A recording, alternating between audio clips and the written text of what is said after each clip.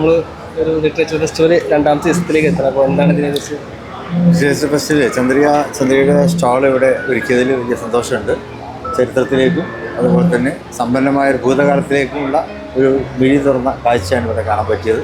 എല്ലാത്തിലുള്ള ആശംസകൾ. ഇവിടുത്തെ ഈ ഒരു സെക്ഷനെ കുറിച്ചും ഇവിടുത്തെ ഈ ഒരു അറേഞ്ച്മെൻറ്റിനെ കുറിച്ചൊക്കെ മൊത്തത്തിൽ ലിറ്ററേച്ചർ ഫെസ്റ്റിവലിനെ കുറിച്ച് ലിറ്ററേച്ചർ ഫെസ്റ്റിവൽ യൂത്ത് ലീഗിൻ്റെ പ്രവർത്തന ചരിത്രത്തിൽ ഒരു നല്ല നാഴികക്കല്ലാണ്. പുതിയ കാലഘട്ടവുമായി പുതിയ തലമുറയെ ബന്ധിപ്പിക്കുന്ന ഒരു പരിപാടിയാണിത്.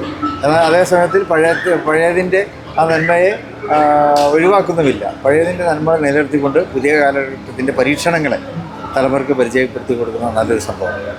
ഹിസ്റ്റോറിക്കൽ കോൺഫറൻസ് ആണ് നമ്മൾ ഇവിടെ ഉദ്ഘാടനം ചെയ്ത ഈ കോൺഫറൻസ്. ഒരു ഹിസ്റ്റോറിക്കൽ കോൺഫറൻസ്, ചരിത്രം ശ്രദ്ധിച്ച, ചരിത്രം പുറത്തു കൊണ്ടുവരുന്ന, നാളത്തെ ചരിത്രം അത് ജനങ്ങൾക്ക് മുഴുവൻ തുറന്നു കൊടുക്കുന്ന നല്ല ചരിത്ര സൃഷ്ടി, അതൊക്കെയായി ഈ കോൺഫറൻസ്.